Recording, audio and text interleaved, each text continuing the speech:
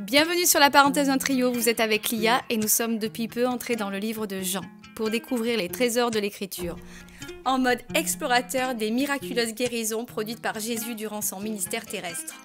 Et donc, je vous invite tout de suite à regarder le passage de Jean, chapitre 9, versets 1 à 12, qui dit ceci.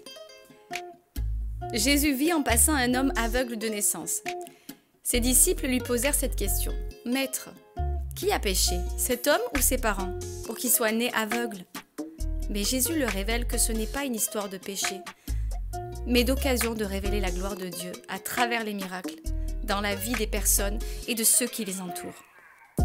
Même des innocents peuvent souffrir. S'ils gardent leur foi et leur amour pour suivre Dieu malgré qu'ils ne soient pas immédiatement soulagés, cela glorifie Dieu qui est suivi par amour et non pour ce qu'il peut faire pour nous, même s'il peut effectivement tout faire. Le péché ayant infecté toute notre société actuelle, celle de l'époque de Jésus n'en était pas exempte non plus. Le péché a introduit les maladies de toutes formes, handicap physique, mental et spirituel, ce dernier étant le pire et non le plus léger. Jésus instruit les disciples sur l'urgence qu'ils accomplissent tout ce que le Père désire avant qu'il soit retiré du monde, avant ce jour où il ne va plus briller pendant un temps. Et ces ténèbres, cette nuit symbolisée par la disparition de la lumière du jour, alors que la nuit n'est pas encore venue, le jour de sa crucifixion.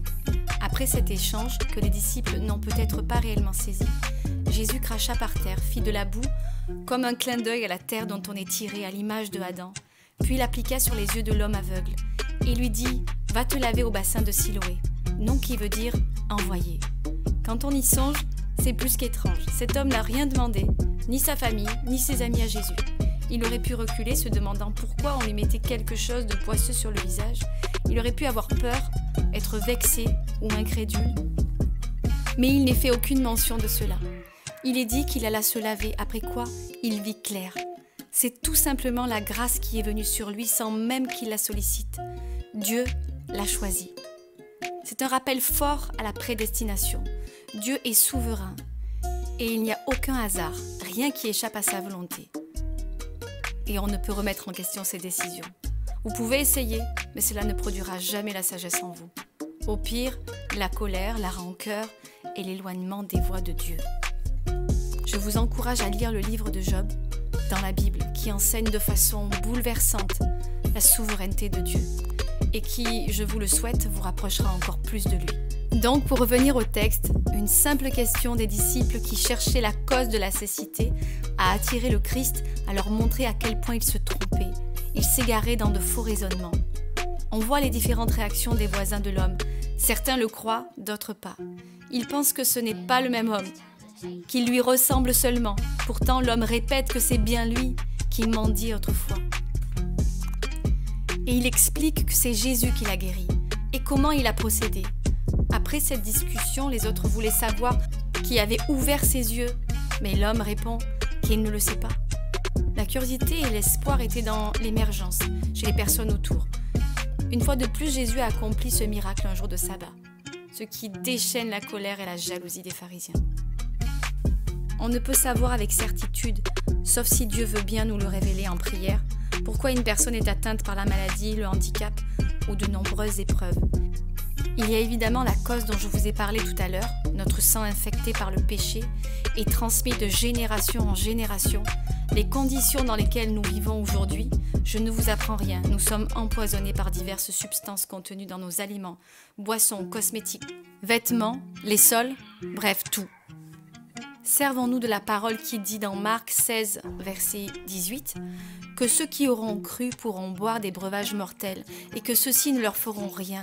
J'aime à y penser quand je mange et quand je tombe sur les informations à la télé, qui sont si souvent décourageantes. Toutes ces choses donc sont le produit de l'homme et non de Dieu. Quand l'homme refuse d'écouter le Seigneur, eh bien il est livré aux conséquences de son acte, sans aucune méchanceté de la part du Seigneur. Il ne prend aucun plaisir à nous voir souffrir. Rien ne se produit néanmoins qui ne soit permis par Dieu. Sinon, soyons clairs, Dieu ne serait pas souverain. Or, il l'est entièrement. Mais certaines choses, comme des maladies par exemple, sont néanmoins vraiment voulues pour achever un plan donné pour chacun de nous. Exemple, qui amènera la lumière dans les endroits les plus sombres s'il ne les connaît pas? qui irait, à part le personnel et gloire à Dieu, il s'en sert aussi dans des services de cancéreux, dans des prisons, dans des milieux défavorisés, dans des associations de maladies orphelines. Qui, s'il n'est pas touché de très près au point de s'y consacrer? Personne, ou très peu de gens. Je ne blâme personne, nous sommes comme ça, oublieux des autres, une fois la porte fermée. Alors le Seigneur va nous donner des rôles que nous n'aurions jamais choisis, mais qui vont impacter des tas de personnes autour de nous. Et tout cela pour montrer le chemin qui mène vers le salut. Vous pouvez être cette personne qui choisit de voir son problème comme une solution dont les autres ont besoin pour être guidés, aidés et délivrés. Mais cela implique un chemin de mort à soi. Et c'est le plus dur. Je veux partager une dernière chose avec vous. Le miracle de guérison de Dieu, ce don gratuit. J'ai moi-même expérimenté cette grâce. Quand j'ai connu le Seigneur, j'étais malade. Cela faisait 6 mois que je subissais cette maladie avec des traitements, les effets de cette pathologie, l'angoisse de l'opération prévue et du fait qu'il y ait un risque de cancer. De plus, mon enfant n'avait qu'1 an et demi. Inutile de vous préciser que mon cœur était mis à rude épreuve. Dans la même période, les membres de ma famille étaient eux aussi attaqués par la maladie. Et ce n'étaient pas des petites maladies. Elles revêtaient toutes des caractéristiques graves. Grâce au soutien de mon Église, j'ai accepté de prendre position contre Satan, qui se déchaînait pour me dissuader de suivre le Christ. J'ai compris qu'il nous menaçait de mort et de maladie. Mais j'ai choisi de prendre ce risque, car à l'époque, je ne savais pas encore à quel point Dieu était puissant. Croyez-moi, je n'ai jamais regretté ce choix de lui donner ma vie. Quelque temps après, je demande au Seigneur de me guérir parce que j'en ai marre de ce combat et que j'avais décidé d'arrêter le traitement. Attention, je ne conseille à personne de faire ça, c'est mon histoire, je n'en fais pas une généralité. Mais le lendemain, lors de ma visite chez le médecin, on m'annonce que je suis complètement guérie. J'avais reçu ma guérison miraculeuse. Tout avait disparu et l'opération était donc annulée.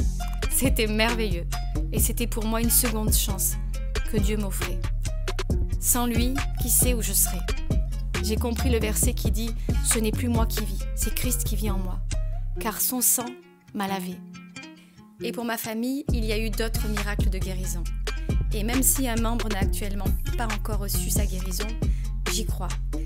Et le chemin qu'elle emprunte est un exemple pour beaucoup. Et son courage m'a profondément marquée. Voilà, je voulais partager quelque chose de très personnel, car cette étude est bien plus personnelle qu'elle n'y paraît. Et Christ mérite qu'on publie ses bontés. Maintenant, je vous libère, je vous remercie de votre attention. Comme d'habitude, n'hésitez pas à prier pour que cette étude bénisse un grand nombre et partagez nos vidéos. Restez bénis!